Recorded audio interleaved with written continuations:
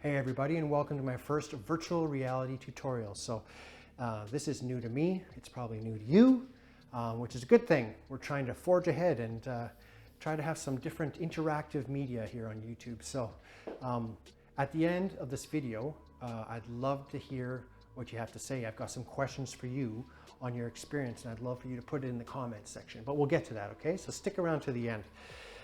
Today, we're gonna keep this lesson simple. What I want to do is talk about two ideas in pool, and then I want to take those two ideas and relate them to a real world example.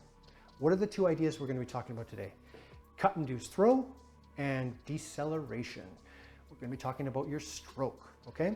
Then we're going to take what we learned there and we're going to put it to the real world example of the universal question, can I hold it?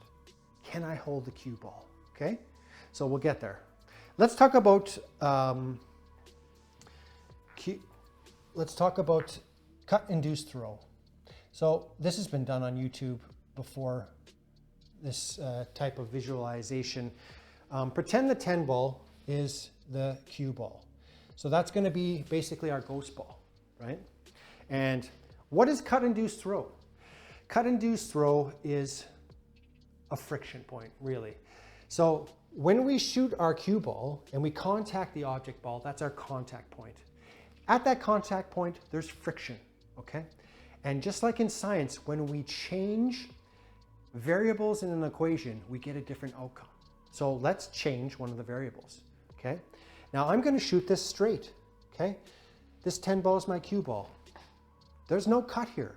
So for example, I'm gonna shoot this straight, no spin on the cue ball here, okay? That would be spin-induced throw, and we're not going to be talking about that. So if I hit it straight, it should go basically straight in the heart, right? Now, what happens? We're going to do the exact same thing, right? They're lined up. And my cue ball is over here now. Now I'm not hitting it straight. I've changed a variable. And that variable is, now I'm cutting, okay? I want to cut that 4 ball into the corner.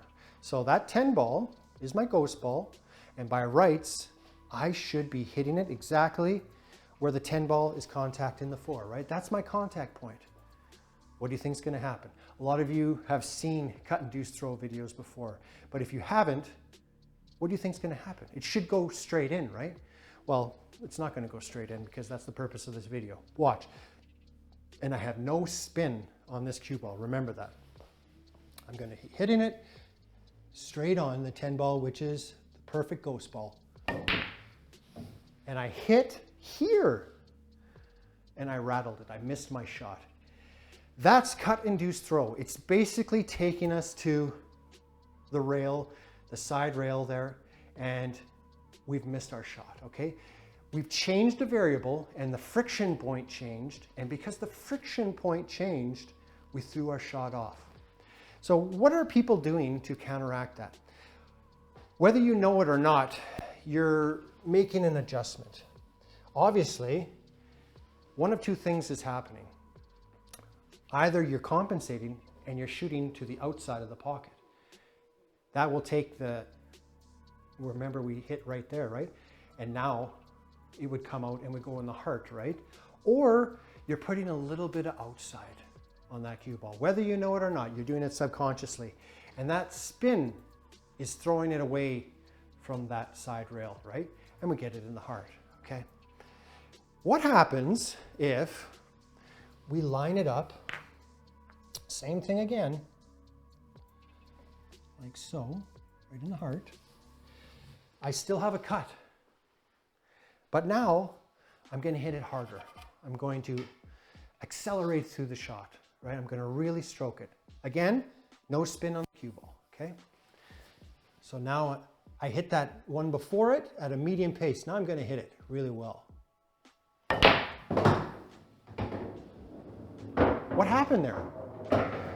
The cut-induced throw didn't have a chance to really hurt us. We powered through it. We accelerated through it. This is the second term we're looking at here, and that's deceleration.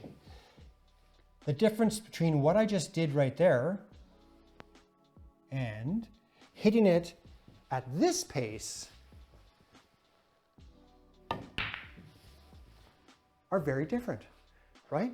Very, very different results. I decelerated through that stroke, okay? What do I mean by deceleration? Well, something happens with the cue ball. Let's say that I hit a little bit of bottom. So I've got this motion with my cue ball as it travels.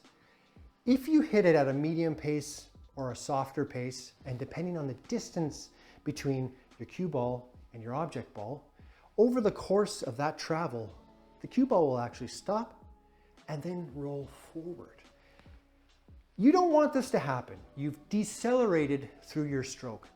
Have you ever shot a ball, even really close ones like here, and you hit it at a softer of a pace, and you literally see those balls kick on you and you miss your shot, right? And then you throw your hands up in the air. It's like, oh, it kicked on me. One of two things could have happened. The balls, the cue ball, the object ball could be dirty. Some dirt could have affected that contact. More likely, however, what happened was you decelerated through your stroke. And a lot of time you'll walk back to your chair to start your spectating and your opponent will laugh at you and say, you didn't stroke it. Well, that's what they mean, right? You decelerated through your shot, okay? So those are the two concepts, right? Pool is a dance, right?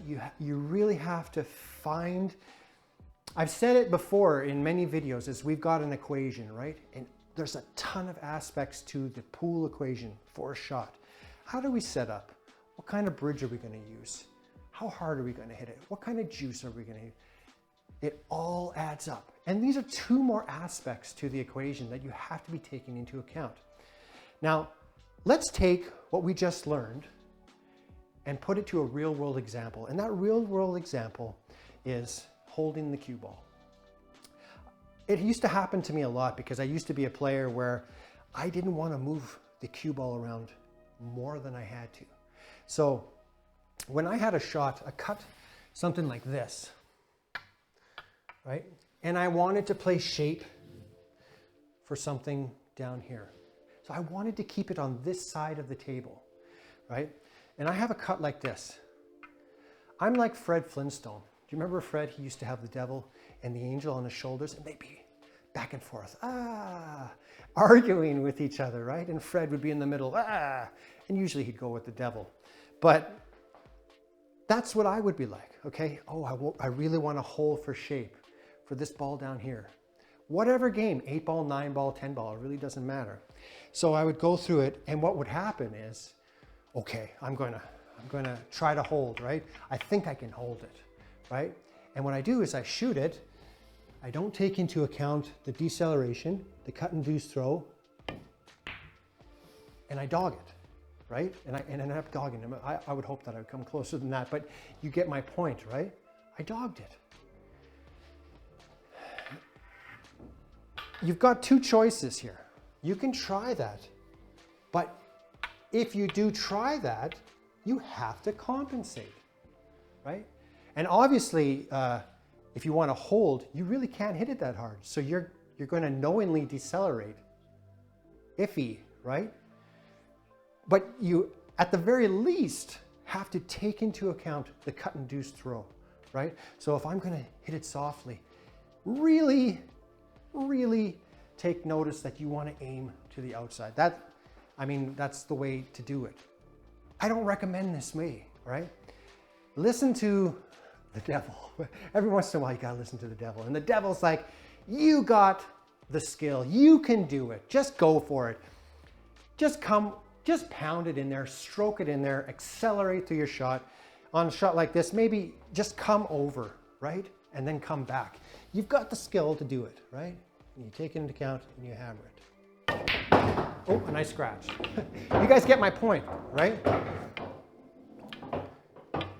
You want to get shape. You're not going to be able to hold it, so just go ahead and hammer through it. And now I went across and I went over, and now I got my shape anyway, right? If there's traffic here, right? Maybe you take that shot and you just come 3 rails and you work around it, all right? you've got the stroke to do this, right?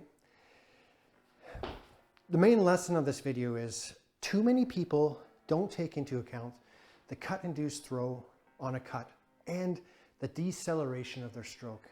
And sometimes you just got to bear down and trust yourself. Trust your stroke, trust your fundamentals, all right? A lot of people, they don't want to hit that hard. And remember I said it was a dance, right?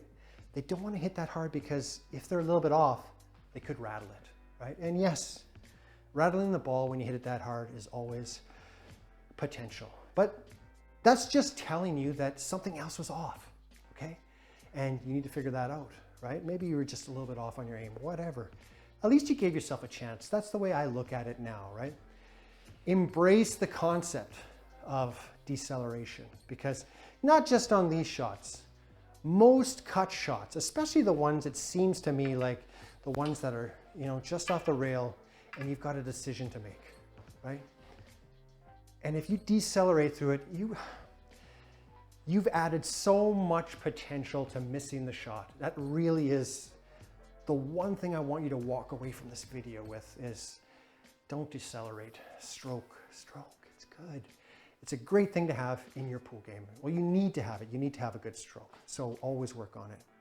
That's the lesson. Okay, everybody, this is my first VR lesson. I hope you enjoyed it. I'd love to see some comments. How's the camera angle? Okay. I need you guys to, you know, if you have an idea of a better camera angle. The thing about 360 cameras is there's a stitch line that you have to always be aware of. Right now, the stitch line is up here. I don't know if you can see it. If I were to stand on this chair, am I looking all weird now? You see what I'm saying? So when you're setting up the camera, you always have to be cognizant of the stitch line because you don't want the stitch line to ruin the experience of the people watching. Did you find that it was annoying that you had to move your phone and watch the action? You can also swipe with your finger, right? I'd love to hear from people who have actual Oculus 2, the Meta Quest, or the Meta Quest 2 and the Oculus devices, any sort of VR device. Let me know how the experience is. How was the sound? Everything. How did it look, okay, and your experience? Do you think this is a garbage idea? You know, roast me if you want to. Roast me if you want me. I'm just looking for some new, fun, interactive things to do on a pool and billiard YouTube channel. That's everything I got. I hope you found that this was valuable to you, and I hope that we see each other again soon. Until the next time, and in between time, I will catch you on the flip side. Later, guys.